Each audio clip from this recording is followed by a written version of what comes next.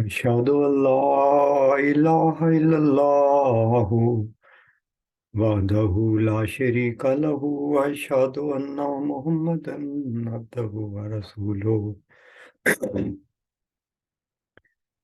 أما بعد فأعوذ بالله من الشيطان الرجيم بسم الله الرحمن الرحيم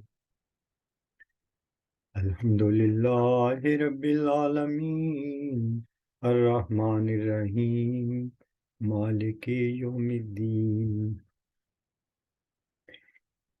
إياك نعبد وإياك نستعين اهدنا الصراط المستقيم صراط الذين أنعمت عليهم غير المغضوب عليهم ولا الضالين آمین۔ میں آج کے خطبے کا آغاز اس آیت سے کرتا ہوں کہ ربنا لا علم لنا الا ما علمتنا انک انت العلیم الحکیم۔ اے ہمارے رب، ہمیں کچھ علم نہیں سوائے اس کے کہ جو تو نے اپنے فضل سے سکھا دیا۔ تو ہی سب سے بہتر جاننے والا، علیم اور حکیم ہے۔ آج کا میرا خطبہ اللہ تعالیٰ کی ہستی ظاہر اور باطن پر ہے، جیسا کہ سورۃ الحدید میں آتا ہے هو الاول والآخر والظاہر والباطن۔ گزشتہ خطبہ میں کچھ باتیں اول اور آخر پر کی تھیں، اور آج ظاہر و باطن پر کچھ بیان کرنے کی کوشش کروں گا۔ میں نے یہ بتایا تھا کہ مخلوق جو چیز تخلیق کی گئی ہے وہ زمانی اعتبار سے کبھی بھی اول و آخر بیک وقت نہیں ہوتی، اور اسی طرح مخلوق کبھی بھی بیک وقت ظاہر و باطن نہیں ہوتی۔ یہ صرف خدا ہے جو اپنی ان چاروں پہلوؤں سے، اول آخر ظاہر باطن، بیک وقت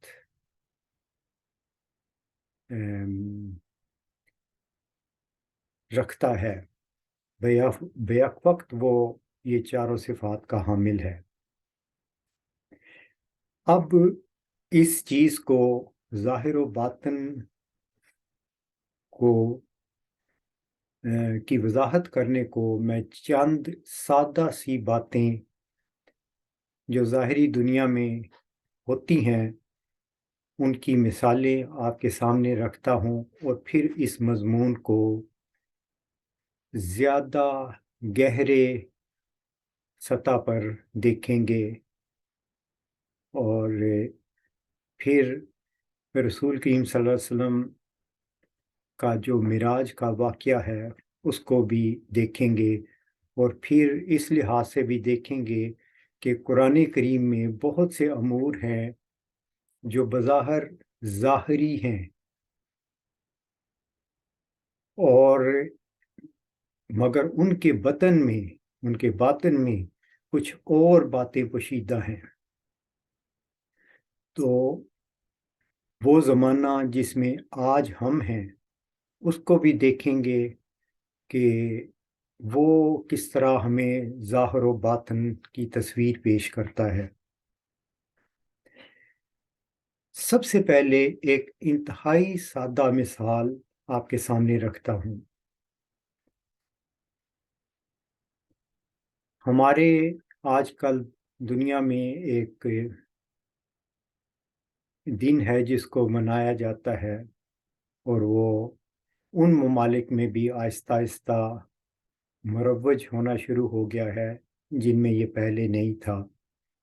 میری مراد ویلنٹائن ڈے ہے۔ جب ایک چاہنے والا اپنے محبوب کو ایک گلاب کا پھول پیش کرتا ہے، اب ہم اس چیز کا تجزیہ کرتے ہیں کہ پھول ایک پارٹیکل ہے، ایک مادی وجود رکھتا ہے۔ اس کو ہم فزکس کے قوانین کی روح سے 3 ڈائمینشنل اسپیس میں پوائنٹ آؤٹ کر سکتے ہیں، اس کی لوکیشن ڈیٹیکٹ کر سکتے ہیں۔ اسی طرح جس کو وہ دیا جا رہا ہے محبوب کو، اس کی بھی 3 ڈائمینشنل اسپیس میں پوزیشن ہے جو ہم پوائنٹ آؤٹ کر سکتے ہیں۔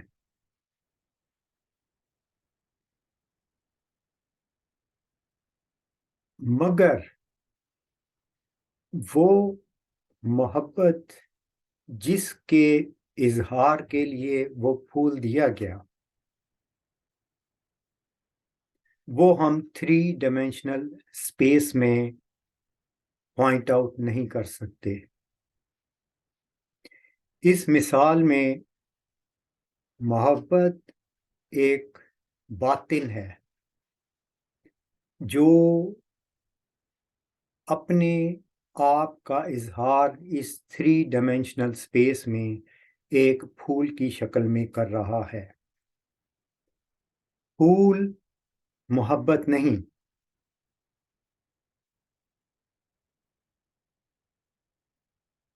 مگر اس پھول کے پیچھے ایک محبت پوشیدہ ہے جو اپنا اظہار اس رنگ میں کرتی ہے۔ تو یہ ایک بہت ہی سادہ مثال ظاہر اور باطن کی ہے۔ اس مثال میں ظاہر پھول ہے اور باطن محبت ہے۔ اب میں اس کو ذرا تھوڑا سا اور دقیق کرتا ہوں اور اگلی مثال آپ کے سامنے رکھتا ہوں۔ میرا 35 سال کا کم و بیش روز مرہ مشاہدہ ہے کہ آپ گاڑی چلا رہے ہوں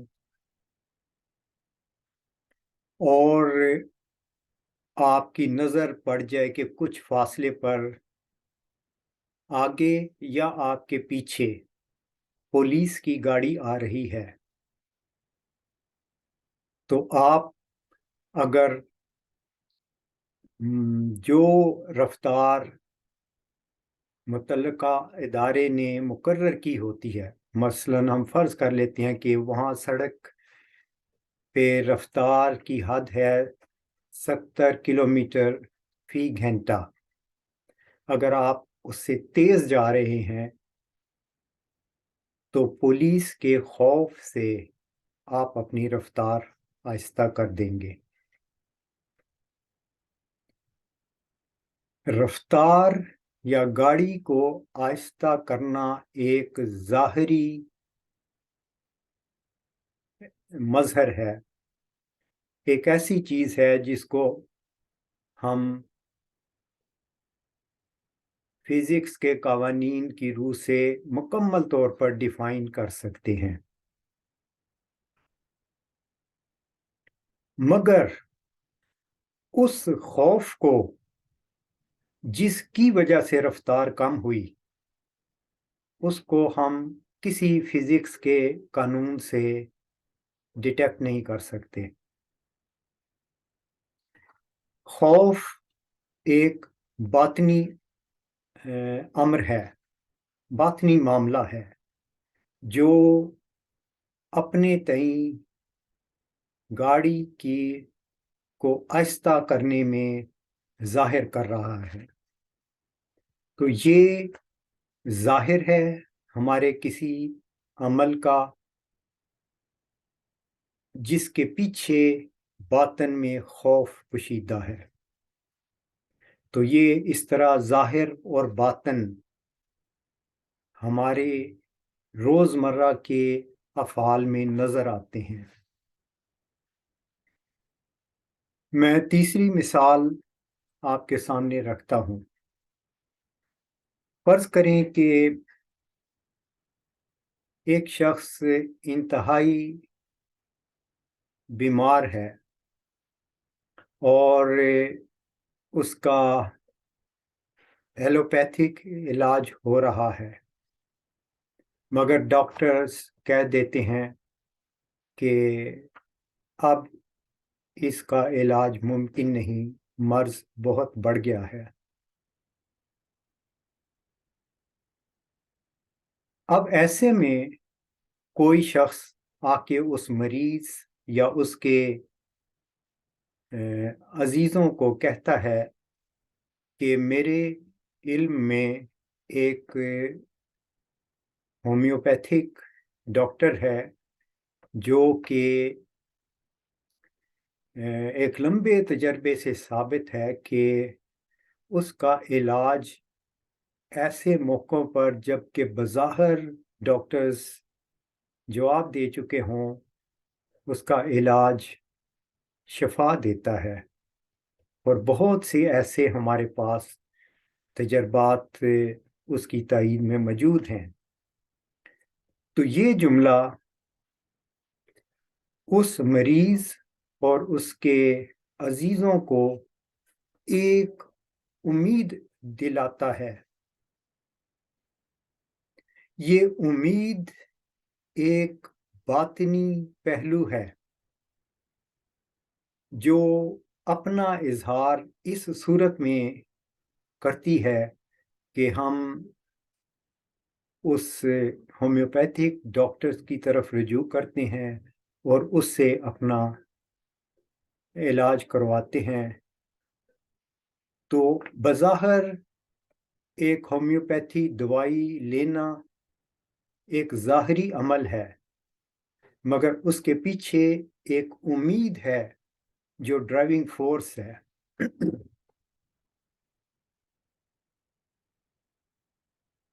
ان مثالوں میں ہم یہ دیکھتے ہیں کہ محبت، خوف، امید، اسی طرح میں چند ایک اور امور بھی آپ کے سامنے رکھ دیتا ہوں۔ انتقام، لالچ، حیرت، حسن، وفا، یہ باطنی باتیں ہیں جو مختلف پیرایوں میں اپنا اظہار کرتی ہیں۔ تو جب آپ اس پہ سوچنا شروع کریں گے تو یہ چیز بہت سادہ سی معلوم ہوگی اور آپ اس کی تہہ تک پہنچ جائیں گے کہ کس طرح ظاہر اور باطن ہم قدم چل رہے ہوتے ہیں۔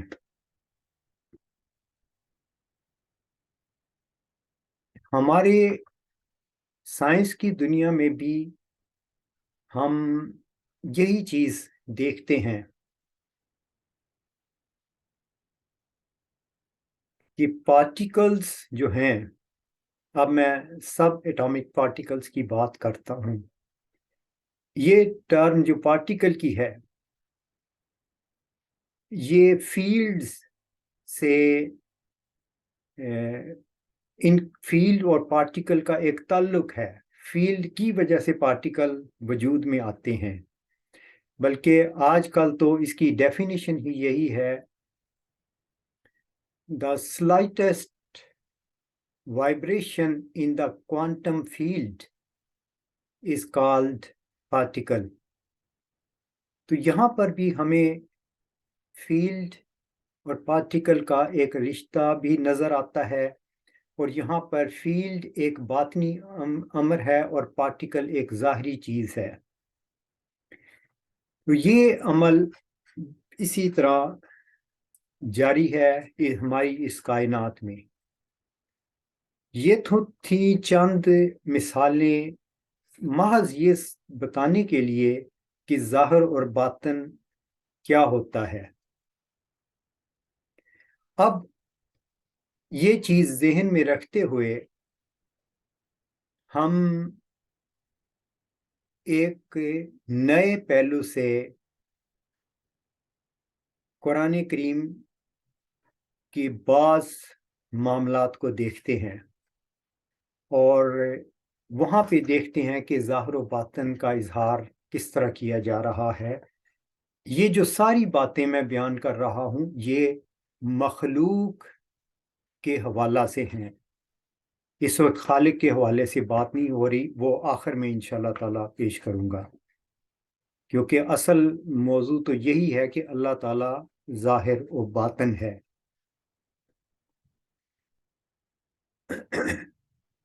قرآن کریم میں آتا ہے وَإِن تَدْعُوهُمْ إِلَى الْهُدَى لَا يَسْمَعُوا وَتَرَاهُمْ يَنْظُرُونَ إِلَيْكَ وَهُمْ لَا يُبْصِرُونَ. اگر تو یعنی رسول کریم صلی اللہ علیہ وآلہ وسلم ان کو ہدایت کی طرف بلائے تو وہ سنتے ہی نہیں بات کو، اور تو انہیں دیکھتا ہے کہ وہ تیری طرف دیکھتے ہیں. وَهُمْ لَا يُبْصِرُونَ، مگر وہ تجھے دیکھ نہیں سکتے، تو انہیں نظر نہیں آتا. اب دیکھیں یہ آیت کیا ہمارے سامنے چیز پیش کر رہی ہے. یہ آیت یہ کہہ رہی ہے کہ تو یعنی محمد صلی اللہ علیہ وآلہ وسلم جسمانی لحاظ سے ان کے سامنے ہے، نظر آتا ہے، تیرا آپ کا ایک وجود ہے. اس کو قرآن شریف نے کہا ہے کہ ینظرون، وہ تجھے نظروں سے دیکھتے ہیں. وَهُمْ لَا يُبْصِرُونَ، مگر ان کو بصیرت ہی نہیں ہے، وہ تجھے دیکھ نہیں پاتے. یعنی تیری اصل حقیقت کیا ہے صلی اللہ علیہ وسلم. اب یہاں رسول کریم صلی اللہ علیہ وسلم کی اس باطنی نور کو جس کی وجہ سے ان کے سارے افعال وقوع پذیر ہو رہے تھے، وہ اس کو دیکھتے ہی نہیں، نظر ہی نہیں آتے ان کو ظاہری وجود نظر آ رہا ہے، مگر جو اصلی روح کا فرما ہے آپ کی ذات میں وہ ان کو نظر ہی نہیں آتی. تو یہاں ایک ظاہری جسم بیان کر کے اس کے پیچھے ایک باطنی وجود کی خبر دی جا رہی ہے. تو یہ سورۃ الاعراف کی آیت نمبر 99 ہے، اگر ہم اس کو بسم اللہ سمیت پڑھیں، ورنہ 98 ہے. اچھا، اس کو ہم آج دیکھیں تو جنبا صاحب نے بھی بعض دفعہ یہ باتیں کی. وہ کیا تھیں؟ وہ یہ تھیں، مخالفوں کو مخاطب کر کے کہا جو آپ مجھے دیکھتے ہیں میں وہ ہوں نہیں، اور جو میں ہوں وہ آپ کو نظر نہیں آتا. اب یہاں پر بھی ایک ظاہر اور باطن کو ایک خاص رنگ میں بیان کیا جا رہا ہے کہ میرا ایک ظاہری وجود ہے، لیکن میرا ایک ایسا وجود ہے جو اس ظاہر کے پیچھے موجود ہے، وہ آپ کو نظر نہیں آتا. اب ہم ان چیزوں کو دیکھ کر جو قرآن کریم میں بیان ہوئی ہیں، کچھ اور امور بھی دیکھتے ہیں جو قرآن نے بیان کیے ہیں، جہاں پر ظاہری عبارت بھی ہے اور اس کا ایک باطن بھی ہے۔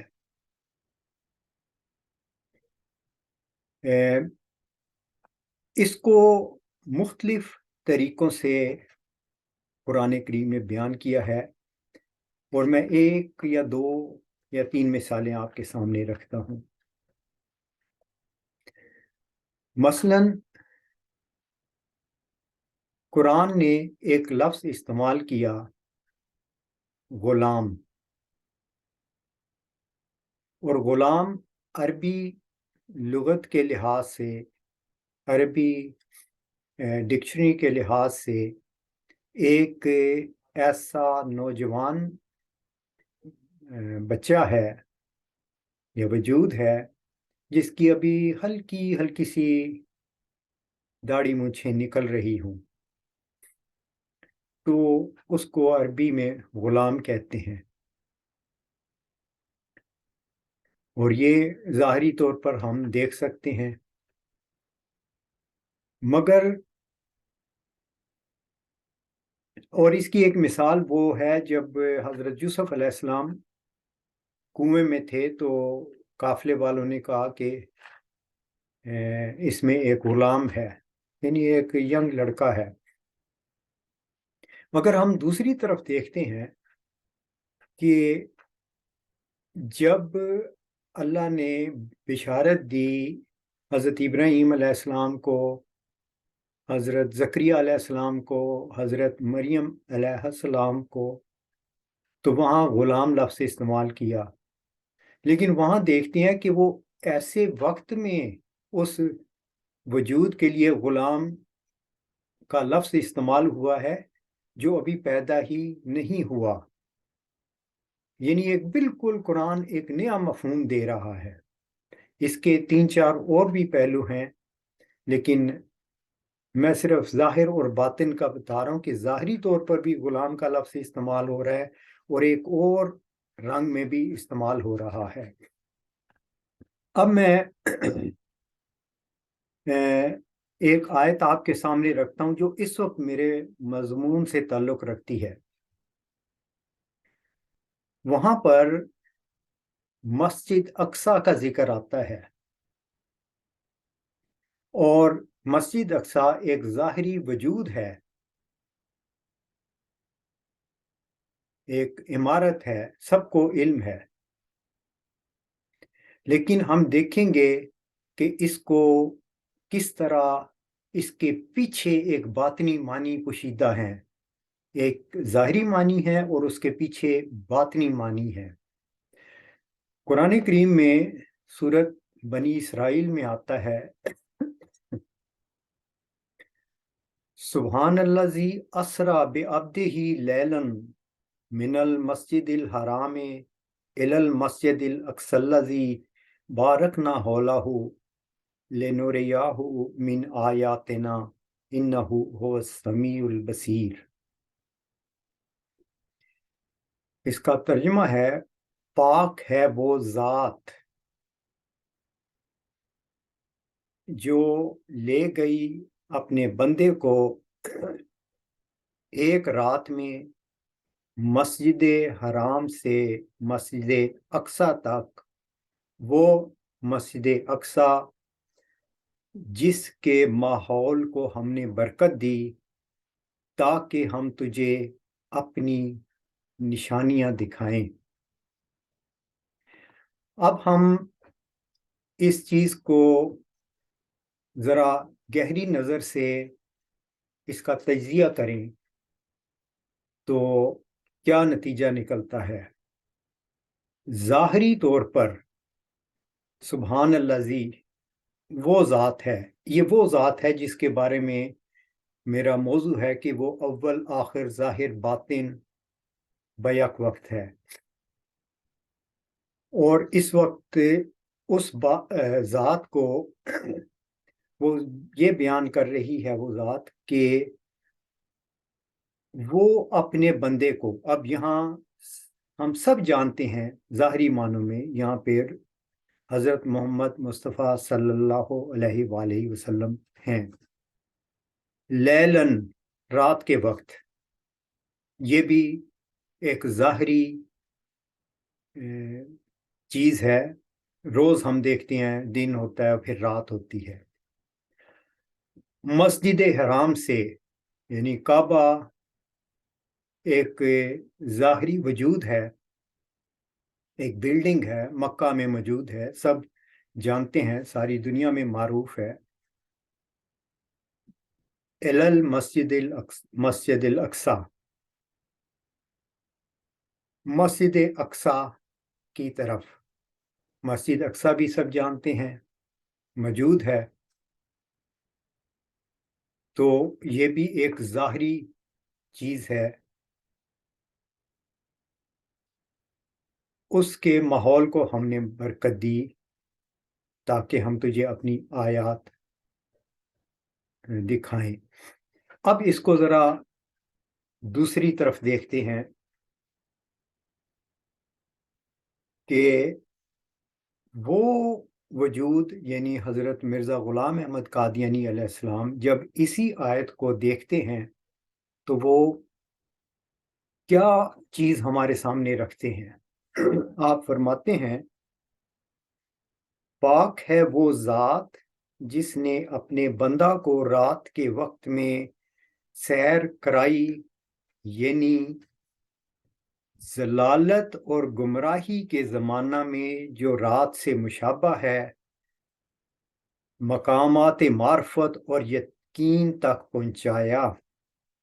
اب دیکھیں آپ یعنی مرزا صاحب علیہ السلام اس کو کیا معنی دے رہے ہیں کہ رات جو ظاہری طور پر رات ہے، اس کے باطنی معنی لے کر ہمیں بتا رہے ہیں کہ یہاں رات سے روحانی طور پر یہ مراد ہے کہ تاریکی اور ضلالت کا زمانہ ہے، گمراہی کا زمانہ ہے۔ ایسے وقت میں اللہ تعالی نے آپ کو ہدایت دی، اور اس کی آگے بڑی لمبی تفصیل ہے جو ابھی میں آپ کے سامنے رکھوں گا، مگر اس وقت یہ بتانا چاہتا ہوں کہ اسی چیز کو کہ رات کا زمانہ تھا، قرآن کریم ایک اور جگہ اس رنگ میں بیان کرتا ہے کہ رسول کریم صلی اللہ علیہ وآلہ وسلم کی آمد کا زمانہ، آپ کے ظہور کا زمانہ ایسا تھا، ظاہر الفساد فی البر والبحر، کہ زمین پر فساد برپا ہو گیا تھا، فی البر والبحر، خشکی پر بھی اور تری پر بھی، اور یہاں پہ بھی اسے مراد یہ لی جاتی ہے کہ جن لوگوں کو تعلیم نہیں دی گئی تھی، یعنی روحانی طور پر جن کو میسج نہیں ملا تھا، وہ بھی گمراہ ہو چکے تھے، اور وہ جن کو تعلیم ملی تھی، اسے مراد یہود و نصارہ بھی ہیں، جن کو اللہ تعالیٰ نے، جن میں اللہ تعالیٰ نے پے در پہ انبیاء مبعوث فرمائے، وہ بھی گمراہ ہو چکے تھے۔ یعنی ایک ایسی تاریکی پھیلی ہوئی تھی کہ جن کو ہدایت ملی تھی وہ بھی گمراہی کا شکار ہو چکے تھے، اور جن کو نہیں ملی تھی وہ ویسے ہی گمراہ تھے۔ تو ایسی رات کے وقت میں اللہ تعالیٰ نے رسول کریم صلی اللہ علیہ وآلہ وسلم کو مبعوث کیا۔ اب اس کے بارے میں کچھ تفصیل میں بیان کرتا ہوں کہ اس کو بانی جماعت احمدیہ نے کس طرح باطنی طور پر دیکھا، کیونکہ اللہ تعالیٰ نے آپ کے بھی باطن کو نور اور ہدایت دی تھی۔ آپ بیان کرتے ہیں کہ قرآن شریف کی یہ آیت سبحان الذی اسریٰ بعبدہ لیلا من المسجد الحرام الی المسجد الاقصی الذی بارکنا حولہ معراج مکانی اور زمانی دونوں پر مشتمل ہے۔ بہت گہرا نکتہ ہے اس میں۔ یہ زمان اور مکان یعنی وہی بات، ٹائم اینڈ سپیس، اول و آخر، ظاہر و باطن۔ آپ فرماتے ہیں کہ یہ دونوں پر مشتمل ہے اور بغیر اس کے معراج ناقص رہتا ہے۔ پس جیسا کہ سیر مکانی کے لحاظ سے خدا تعالیٰ نے حضرت صلی اللہ علیہ وآلہ وسلم کو مسجد حرام سے بیت المقدس تک پہنچا دیا تھا، ایسا ہی سیر زمانی کے لحاظ سے آن جناب کو شوکت اسلام کے زمانہ سے جو حضرت صلی اللہ علیہ وآلہ وسلم کا زمانہ تھا، برکات اسلامی کے زمانہ تک جو مسیح موعود کا زمانہ ہے، پہنچا دیا۔ بس اس پہلو کی روح سے جو اسلام کے انتہا زمانہ تک حضرت صلی اللہ علیہ وآلہ وسلم کا سیر کشفی ہے۔ اب اس کے بعد دیکھیے کہ آپ کیا بیان فرما رہے ہیں۔ یہ جو میں نے کہا تھا کہ مسجد حرام سے مسجد اقصی تک اللہ تعالیٰ آپ کو لے گیا۔ اب مسجد اقصی ظاہری طور پر تو موجود ہے وہاں پہ، لیکن حضرت مرزا غلام احمد قادیانی علیہ السلام فرما رہے ہیں کہ مسجد اقصی سے یہاں مراد دور کی مسجد ہے۔ یہ نکتہ بھی یاد رکھنے کے قابل ہے کہ جس وقت یہ آیت نازل ہوئی تھی اس وقت مسجد اقصی کا وجود نہیں تھا، یعنی اس نام کے ساتھ۔ اب آپ فرماتے ہیں مسجد اقصی سے مراد مسیح موعود کی مسجد ہے جو قادیان میں واقع ہے، جس کی نسبت براہین احمدیہ میں خدا کا کلام یہ ہے، مبارکن و مبارکم و کل امر مبارکین یجعل فیہ، اور یہ مبارک کا لفظ جو بصیغہ مفعول اور فاعل واقع ہوا ہے قرآن شریف کی آیت بارکنا حولہ کے مطابق ہے۔ پس کچھ شک نہیں جو قرآن شریف میں قادیان کا ذکر ہے، جیسا کہ اللہ تعالیٰ فرماتا ہے سبحان الذی اسریٰ بعبدہ لیلا من المسجد الحرام الی المسجد الاقصی الذی بارکنا حولہ۔ اس آیت کے ایک تو وہی معنی ہیں جو علماء میں مشہور ہیں، یعنی یہ کہ حضرت صلی اللہ علیہ وآلہ وسلم کے مکانی معراج کا یہ بیان ہے، مگر کچھ شک نہیں کہ اس کے سوا حضرت صلی اللہ علیہ وآلہ وسلم کا ایک زمانی معراج بھی ہے، جس سے یہ غرض تھی کہ تا آپ کی نظر کشفی کا کمال ظاہر ہو اور نیز ثابت ہو کہ مسیحی زمانہ کے برکات بھی در حقیقت آپ ہی کے برکات ہیں جو آپ کی توجہ اور ہمت سے پیدا ہوئی ہیں۔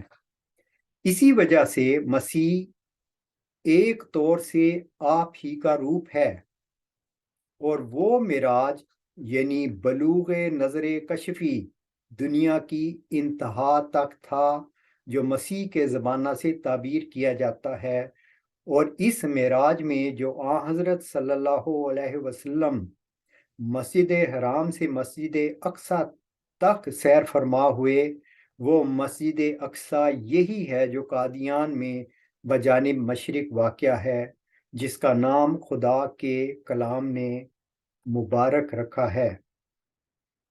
یہ مسجد جسمانی طور پر مسیح موعود کے حکم سے بنائی گئی اور روحانی طور پر مسیح موعود کے برکات اور کمالات کی تصویر ہے جو آن حضرت صلی اللہ علیہ وسلم کی طرف سے بطور محبت ہے، اور جیسا کہ مسجد حرام کی روحانیت حضرت آدم اور حضرت ابراہیم کے کمالات ہیں، اور بیت المقدس کی روحانیت انبیاء بنی اسرائیل کے کمالات ہیں، ایسا ہی مسیح موعود کی یہ مسجد اقصی جس کا قرآن شریف میں ذکر ہے اس کے روحانی کمالات کی تصویر ہے۔ پس اس تحقیق سے معلوم ہوا کہ آن حضرت صلی اللہ علیہ وآلہ وسلم کی معراج میں گزشتہ زمانے کی طرف صعود ہے اور زمانہ آئندہ کی طرف نزول ہے، اور ما حاصل اس معراج کا یہ ہے کہ آن حضرت صلی اللہ علیہ وسلم خیر الاولین والآخرین ہیں۔ معراج جو مسجد الحرام سے شروع ہوا، اس میں یہ اشارہ ہے کہ صفی اللہ آدم کے تمام کمالات اور ابراہیم خلیل اللہ کے تمام کمالات آن حضرت صلی اللہ علیہ وسلم میں موجود تھے۔ پھر اس جگہ سے قدم آن حضرت صلی اللہ علیہ وسلم مکانی سیر کے طور پر بیت المقدس کی طرف لے گئے، اور اس میں یہ اشارہ تھا کہ آن حضرت صلی اللہ علیہ وسلم میں تمام اسرائیلی نبیوں کے کمالات بھی موجود ہیں۔ پھر اس جگہ سے قدم آن جناب علیہ السلام زمانی طور پر اس مسجد اقصی تک پہنچ گیا جو مسیح موعود کی مسجد ہے، یعنی کشفی نظر اس آخری زمانہ تک جو مسیح کا زمانہ کہلاتا ہے پہنچ گئی۔ یہ اس بات کی طرف اشارہ تھا کہ جو کچھ مسیح موعود کو دیا گیا وہ آن حضرت صلی اللہ علیہ وآلہ وسلم کی ذات میں موجود ہے، اور پھر قدم آن حضرت صلی اللہ علیہ وسلم قدم آن حضرت صلی اللہ علیہ وسلم آسمانی سیر کے طور پر اوپر کی طرف گیا اور مرتبہ کعبہ قوسین کا پایا۔ یہ میں یہاں پر اس مضمون کو تھوڑا سا روکتا ہوں، اس کو آخر میں ذکر کروں گا۔ اس ساری تحریر پڑھنے کا مقصد یہ تھا کہ ظاہری طور پر مسجد حرام اور مسجد اقصی موجود ہیں، لیکن یہ جو اللہ تعالیٰ نے بیان فرمایا قرآن میں کہ وہ آن حضرت صلی اللہ علیہ وسلم کو ایک رات میں مسجد حرام سے مسجد اقصی تک لے گیا جس کے ماحول کو برکت دی تھی، اب ہم اس کا ظاہری پہلو چھوڑ کر اس کو روحانی پہلو سے دیکھتے ہیں کہ قرآن کریم کہتا ہے اِنَّا اول البیت الذی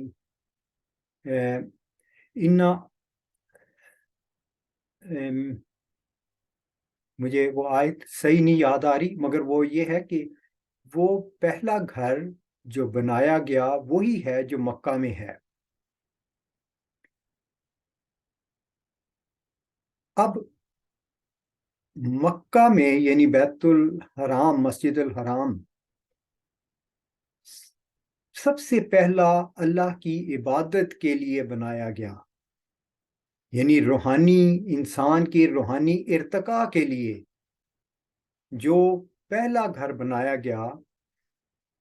اللہ تعالی حضرت محمد صلی اللہ علیہ وآلہ وسلم کو اس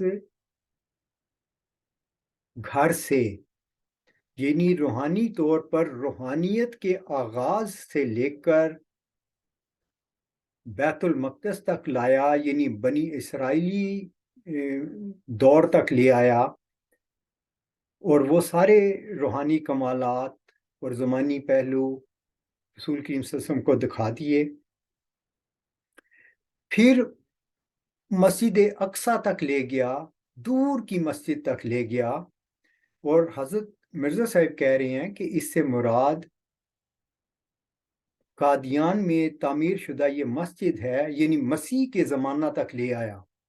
یعنی دراصل حضرت صلی اللہ علیہ وسلم کو وقت کے لحاظ سے، یہ وہ وقت کی بات کر رہا ہوں جو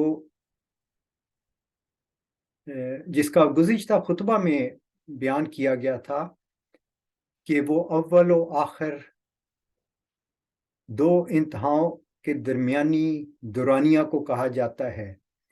تو رسول کریم صلی اللہ علیہ وسلم کو اللہ تعالیٰ نے زمانی پہلو سے ایک ابتدا سے لے کر انتہا تک کا مشاہدہ کرا دیا، یعنی وقت کے آغاز سے لے کر اس کے انجام تک کا آپ کو علم دیا گیا، وہ نور عطا کیا گیا، وہ وسعت عطا کی گئی، وہ روحانی معراج آپ کو دیا گیا. آپ کی نظر کشفی کا سکین عظیم ترین تھا. وہ ساری چیزیں آپ کے سامنے اللہ تعالیٰ نے کشفی رنگ میں آپ کو دکھا دی. آپ یہ بات بیان فرما رہے ہیں کہ ایک اس کا ظاہری پہلو ہے، ایک اس کا باطنی پہلو ہے. تو اس چیز میں بہت تفصیل سے وضاحت میرے پاس موجود ہے، مگر طوالت کے باعث میں اس چیز کو یہاں پہ چھوڑ دیتا ہوں. خلاصہ کلام یہ ہے کہ ایک وہ وقت ہے جو ہم دیکھ رہے ہیں اور سیکنڈز کے لحاظ سے ہم کاؤنٹ کر سکتے ہیں. اللہ تعالیٰ نے آپ کو اتنا زیادہ آغاز اور انجام تک علم دے دیا، ظاہری طور پر بھی اور باطنی طور پر بھی، یعنی کامل کر دیا. یہ ہے اس صورت میں ایک اس کا ظاہری پہلو اور اس کا باطنی پہلو. اب ہم اس سے بلند تر مقام کی طرف چلتے ہیں، جہاں پر ہم یہ دیکھتے ہیں کہ یہ جو کہا گیا تھا کہ اللہ تعالیٰ بیک وقت اول و آخر ہے اور ظاہر و باطن ہے، تو اس کے بارے میں ہمیں قرآن کیا میسج دیتا ہے، اور پھر ہم اس کو جو مخلوق کے لحاظ سے یہ جو چاروں پہلو ہیں، ظاہر باطن اول آخر، اس کو دیکھیں گے.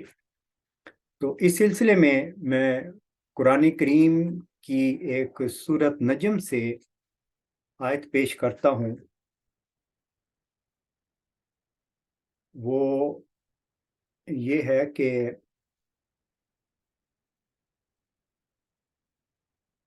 وما ہوا بالافق الاعلی ثم دنا فتدلی فکانا قاب قوسین او ادنا فاوحی الی عبدہ ما اوحی ما کذب الفؤاد ما رأى. یہاں پر یہ جو آیتیں پیش کی گئی ہیں، ان کا ترجمہ یہ ہے کہ رسول کریم صلی اللہ علیہ وسلم خدا کے قریب ہوئے اور خدا آپ کی طرف اترا.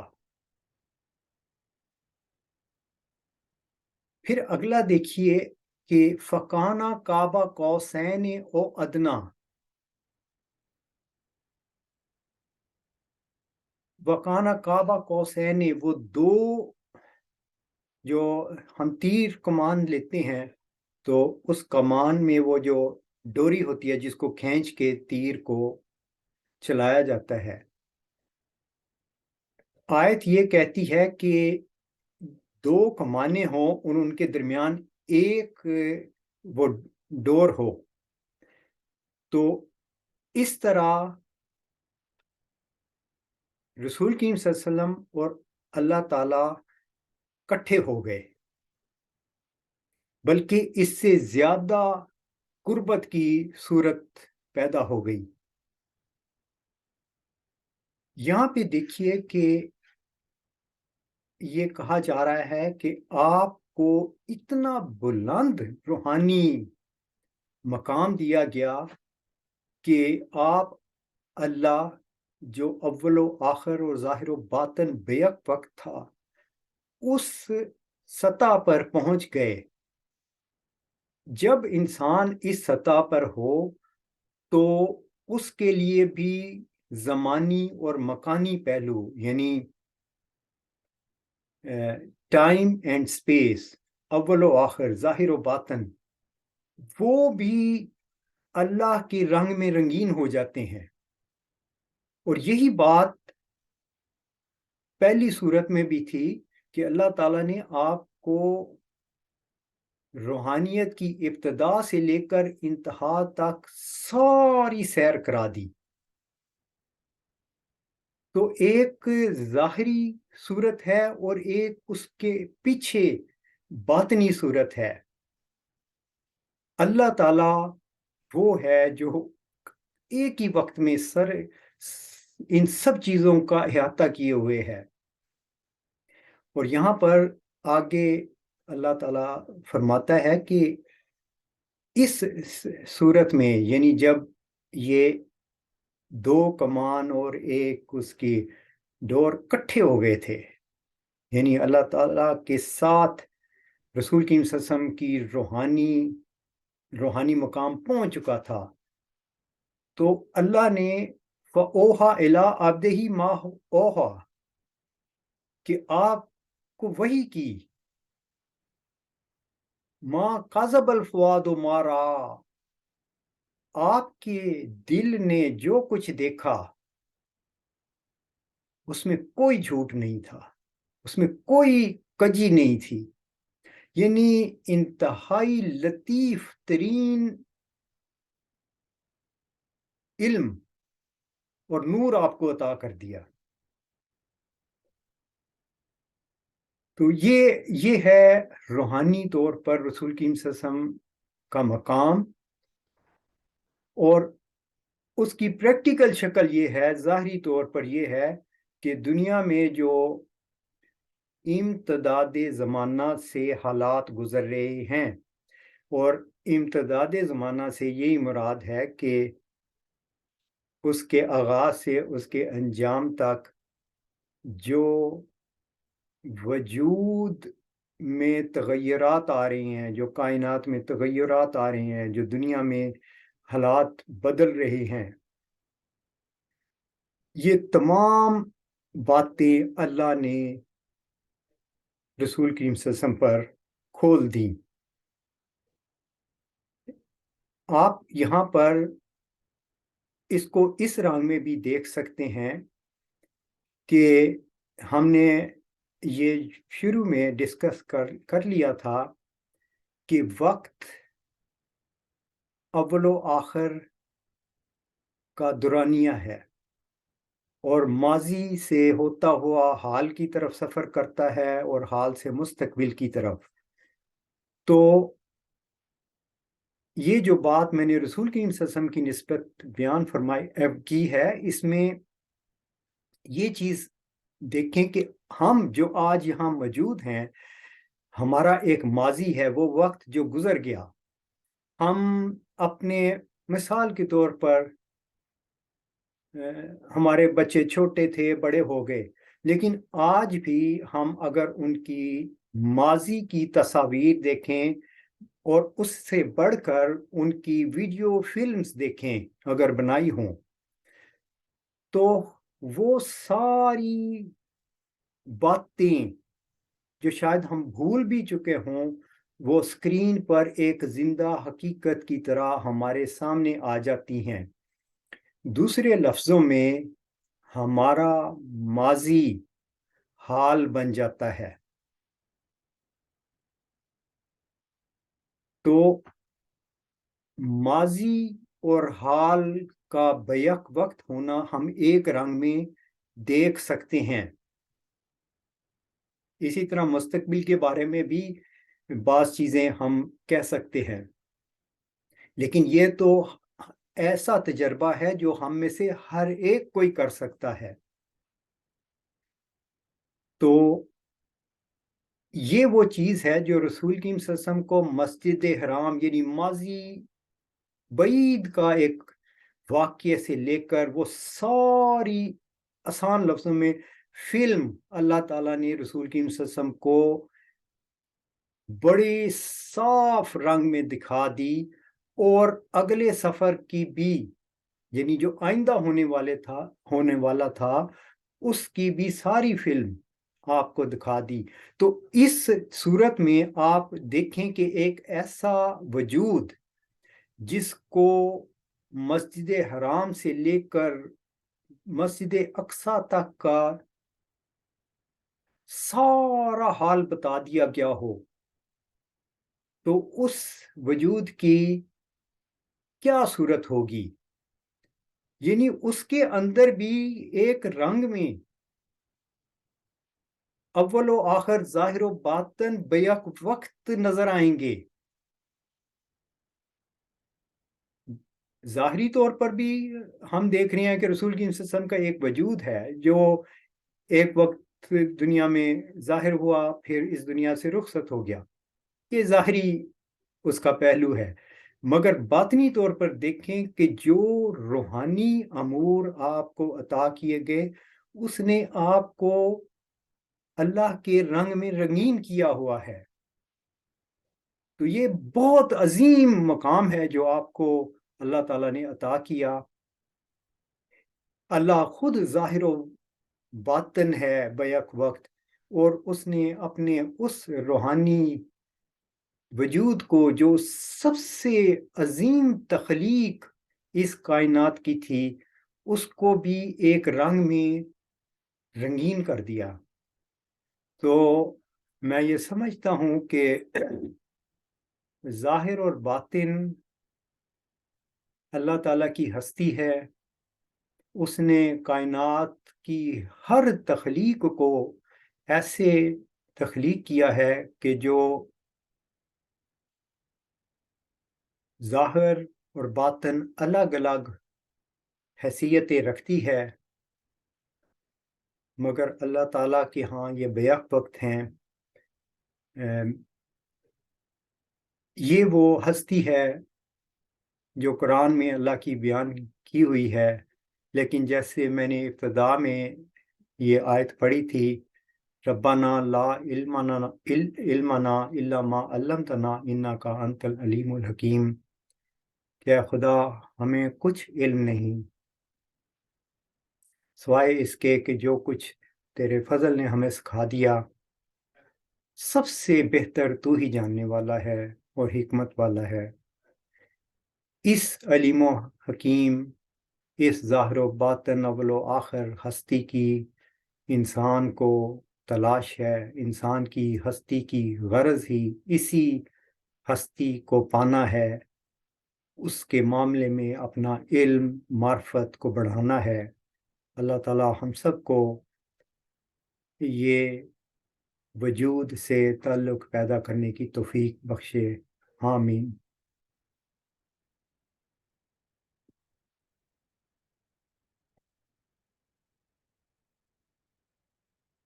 الحمد للہ نحمده ونستعینه ونستغفره ونؤمن به ونتوکل علیہ ونعوذ باللہ من شرور انفسنا ومن سیئات اعمالنا من يهد الله فلا مضل له ومن يضلل فلا هادي له ونشهد ان لا اله الا الله ونشهد ان محمدا عبده ورسوله. عباد اللہ رحمکم اللہ، ان اللہ یامرکم بالعدل والاحسان وایتاء ذی القربى وینہی عن الفحشاء والمنکر والبغی یعظکم لعلکم تذکرون. اذکروا اللہ یذکرکم وادعوہ یستجب لکم ولذکر اللہ اکبر.